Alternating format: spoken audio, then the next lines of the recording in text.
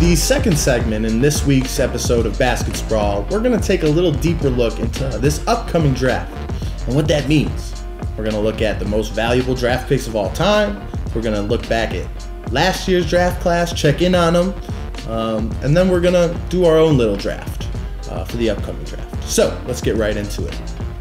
I had an inspiring conversation with a few fellow blog boys, basketball fans, if you will.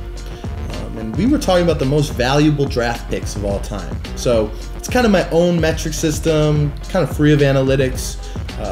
I definitely did some research for this segment, but it's mostly based off my intuition and from what I know about the history of the league. So let's get right into it. With the #1 most valuable draft picks ever list, I picked Manu Ginobili, drafted 57th in 1999.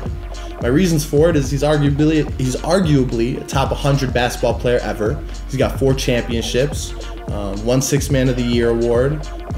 He's kind of your prototypical sixth man when you talk of all-time sixth men.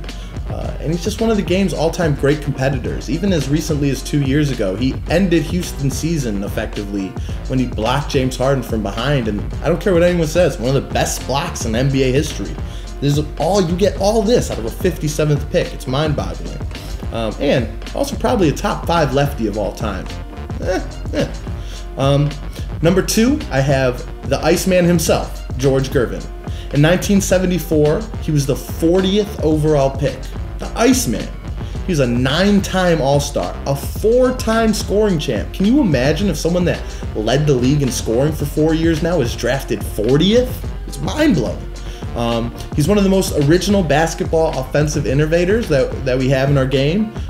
Getting to the rim and finishing at the rim, he's definitely a pioneer. George Gervin, the Iceman. #3 on my list, I got the one and the only Kobe Bean Bryant. Now, a lot of you may ask, whoa, that's unexpected. And I'll tell you this, it's my list. But also, the reason I have him here is because of this logic. He's objectively probably a top 10 player ever, especially over here in LA. It's pretty impossible to argue that he's definitely has left that impact on the league. So my logic is, if there is someone who is aiming to be the best at a thing, and then he joins a team to be the best at that thing, after a 20-year career, he's a top 10 doer of that thing of all time. Now consider this, every year teams have an opportunity to try to pick things that develop into the best thing of all time. And this man, who, looking back, is top 10 player ever, was drafted 13. By no means should there ever be a top 10 player ever drafted higher than 1 or 2.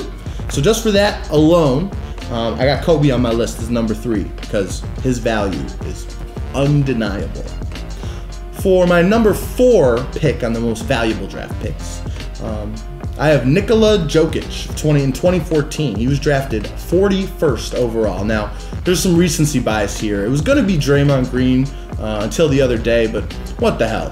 Jokic is going to probably be an all-star perennially going forward, or right on the cusp there. Might be the best passing center I've ever seen with my 2 eyes. He sucks at defense, but whatever. In the age of League Pass, when I just watch basketball night after night, and I love it, it's unbelievable to watch Jokic play. Sometimes he just steps up, and he doesn't always like scoring, but he'll score. He'll just drop 30 and 35 random nights when he feels that's what his team needs, and he's just a force to watch, and one of the best centers already in the NBA today. So I have him right there as #4 most valuable draft pick of all time because he was drafted 41st. How do you like that? Unbelievable. Anyway, to round out my list, #5, I have the legend himself, Larry Bird. 1978, he was drafted 6th. Now, I know, Larry Bird, what about Michael Jordan, you might ask, who's drafted 3? But yeah, everyone knows about Michael Jordan, and so I left him off the list. I got Larry Legend. Same logic as I used with Kobe. I have Larry Bird right now ranked 6th all-time for me as my all-time players list. So for him to be drafted where he ranks all-time is just unbelievable. Now I get it. He didn't play in 79. He finished his college career and actually came back and played the next year. But still, I told you, I ain't looking at that. So there you go. I got Manu, George Gervin, Kobe, Jokic, and Larry Bird. So that's my most valuable draft picks of all time. So that brings me to catching up with last year's draft class. Now, it's important to remind you there'll be no Ben Simmons talk because he was not a part of last year's draft. So given that, let's get right into it. Donovan Mitchell, I think, is the first thing that comes to my mind when I think of last year's draft, is the clear sleeper. I mean, personally, I can't wait to just have him a part of my basketball life going forward for the next decade or so.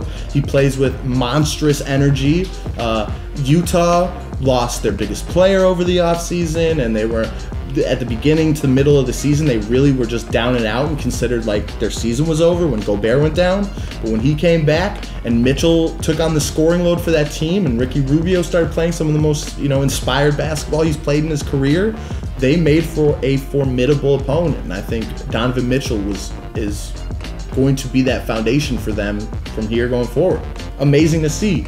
His game blouses pose he had during Houston in the Western Conference Finals, iconic, and what an incredible rookie performance. The next thing I think of is, and especially when transitioning from valuable draft picks, I can't help but think about Kyle Kuzma, 27th pick overall. Last year in Summer League, everyone was like, Kyle Kuzma's the man, and then everyone else was like, no, he's, this is just Summer League. He's not gonna produce when he gets to the NBA and plays against all these, professionals. But sure enough, he averaged 16 points coming off the bench. He was really that dude in LA, and I know a lot of my basketball friends will look me straight in the eye and say he's definitely more untradeable than Lonzo, who was the 2nd overall pick. When thinking about getting value at those higher draft picks, it's just an incredible bang up job that the Lakers did, with last year's draft class. So Kuzma and Lonzo, I think, playing well and setting up a good foundation. I mean, we'll see what happens in LA, but good on you, Lakers. Good on you, Kuzma and Lonzo. Next thing I want to talk about for a tiny second is John Collins. Pretty much got overlooked this season, but he played incredibly well with the Hawks. He was the 19th overall pick. He made the 2nd team NBA All-Rookie team, and he's probably the 9th best rookie from last year because not including Ben Simmons, if he's on the 2nd team All-NBA rookie team, then he is top 10 rookie from last year's draft, and being drafted 19th. Way to overperform. Lastly, I want to talk about Semi Ojeleye at the 37th pick and Jordan Bell at the 38th pick. Some sleepers, some deep cuts of last year's draft that really panned out really well. Finished the season playing some of the best basketball and really helping their respective teams, who both are contenders. Everything seems to work in Boston except for ankles and bolts in your knees these days. So Semi Ojeleye might just be a product of that and overperform because he's in a great system, but he did it, so kudos to him. Jordan Bell, however, is a different story. I know a lot of you know this, but Jordan Bell should have basically been a Bull. We had him. We had that. But we basically traded him for money. So instead of having this incredible player like right out of the energized 80s, that's how Jordan Bell plays, a banger on the boards, super athletic. He understands team basketball. We got a little money and we're rebuilding, and it's bewildering. So being a Bulls fan, it's really tough not rooting for Jordan Bell, who serves as a karmic and cosmic symbol of how stupid the Bulls have been. So I'll keep going Jordan Bell, whatever. So now it's time for the redraft. I'm going to look back using my intuition and not thinking about it too much, just give you my top 5 rookies from last year's class. Without thinking about it too much, one has got to be Jason Tatum. Redraft, I would pick Tatum first. He's so polished already. He's got an incredibly scary game. He's yamming on LeBron and the focal point of a conference finals team. I mean, he is the future. Incredible to watch him, and he's so poised, and he's got the jumper, and he gets to the rack, and he's just so disgusting. Ugh. Imagine the Sixers last season if they just had him instead of Fultz. We'll get to that. Number 2 in last year's redraft, I'm going to take Mitchell for all the reasons I said. For 3, I'm hard-pressed not to take Kuzma, honestly. Kyle Kuzma balled out last season. Super reliable, one of the most reliable, consistent players on the Lakers, who were a fun team to watch. So I got him 3rd. And fourth, I got Lonzo, who a lot of people were saying bust, but he busted right out of that, didn't he? And really played really good, solid basketball. And they were kind of lost without him. And Luke Walton said he's a great defender. We'll see, but I'm definitely all in on my Lonzo stock. I'm definitely keeping that. And then 5, and I'm happy to eat my words. Thankfully, I didn't have this platform last year because I would have told you all about how Lauri Markkanen was a terrible draft pick by the Chicago Bulls. Boy, was I wrong. Lauri Markkanen's basically the only untradeable Bull right now, save for like a blockbuster trade if the Bulls go for Kawhi or something like that. Other than that, you got to keep him because he is going to grow into a good player. I think a great player. His ceiling has never been higher. So I got him 5th. I got Tatum, Mitchell, Kuzma, Lonzo, and Markkanen. So I'm happy to eat my words on that last one especially. Last thing I'm going to talk about last year's draft is this. And it's a little frustrating because I have no idea what I really think about it, but it's Markelle Fultz, the #1 drafted player in last year's draft. He's broken? This is my thing with the NCAA. I don't watch it like that. I never watched Markelle Fultz playing a game. Sure, I watched a 3-minute compilation video of him absolutely destroying his conference opponents in whatever college he played for. And yeah, he looks devastating because it's, a highlight reel.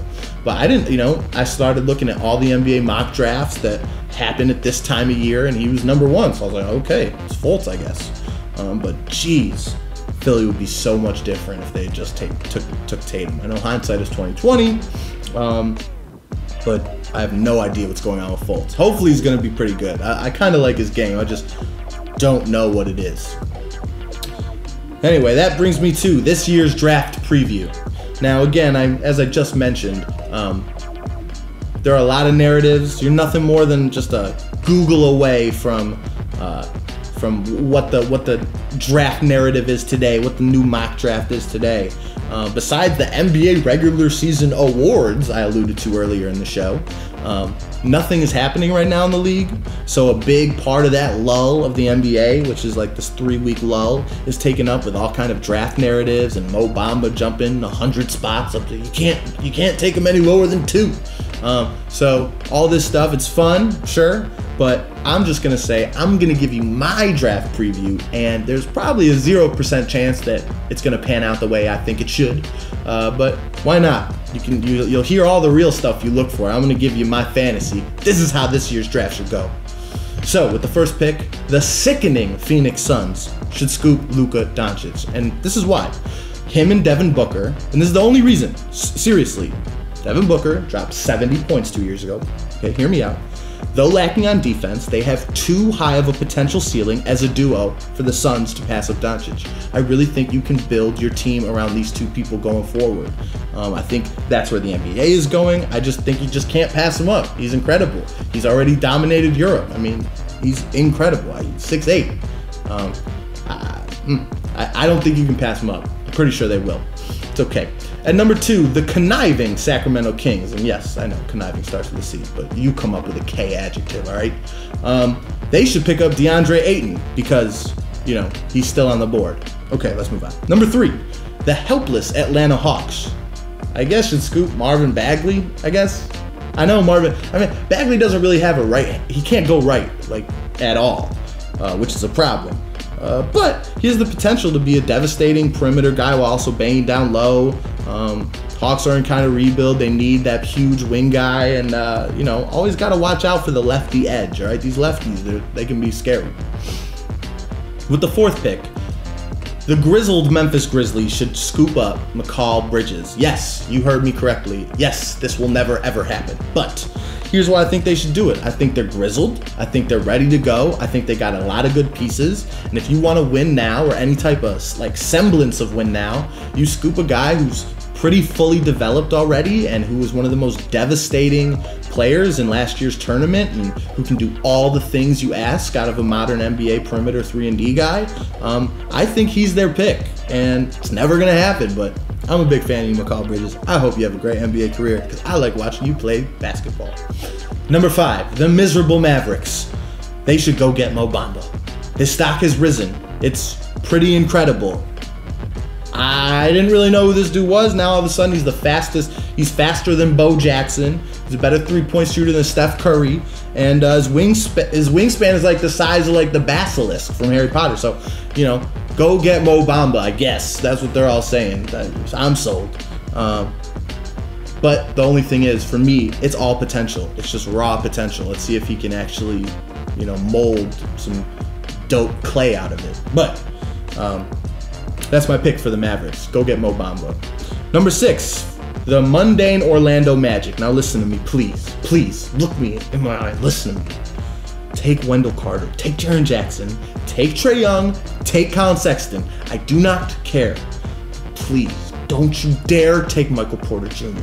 For the sake of this list, I'm going to go ahead and say the Magic are going to take Wendell Carter. Whatever. That brings us to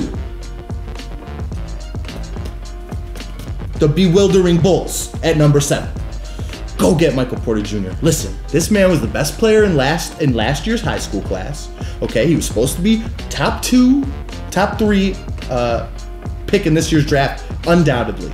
Then what happened? He got injured and he fell to this range a little bit. I know there's some momentum that he can go really high, but he kind of fell. What happened to the Bulls? In the last year to tank, the Bulls were supposed to lose all the games. They were not supposed to have any player that could give you 30, and they were supposed to lose and be one of the worst or bottom 2 teams in the league. It was so sweet. It was set up from the jump for the Bulls to get Michael Porter. He was going to be the best. We were going to be the worst. What happened? The Bulls go and win 10 games. Nikolai Mirotic starts hitting all these shots. Bobby Portis starts hitting with the left and the right combos to Mirotic's face. Hoiberg doesn't know what to do. Go back to ISU, wherever you came from. Hoiberg, I hate you, but I don't really hate you. I'm just a sad Bulls fan. We need Michael Porter Jr., okay? That's my point. We need to get him now. I know it's probably not going to happen, but it should happen, and it will happen, because I believe, and it's fate. Number 8, the catatonic Cleveland Cavaliers should go scoop Colin Sexton, and here's why. He's a real big point guard. Can do it all. 3-on-5, that's basically the Cavs anyway. That's their game anyway. They play 1-on-5 this whole year, so if Colin Sexton can do it with 3-on-5, then bring him right along. Let's go, Cavs. Number 9, the New York Knicks. I know, a little lazy. The New York Knicks, please let Trae Young still be on the board at 9. If Trae Young is on the board at 9, the Knicks will take another small point guard with all this potential, who really might not work out because he can't play any defense. But just this, I'm a positive guy. Is there a better scenario of Trae Young like reaching his full potential? Is there anywhere better he can do that than on the New York Knicks? I don't think so. Trae Young, New York, that weird hairstyle, draining threes. Let's go.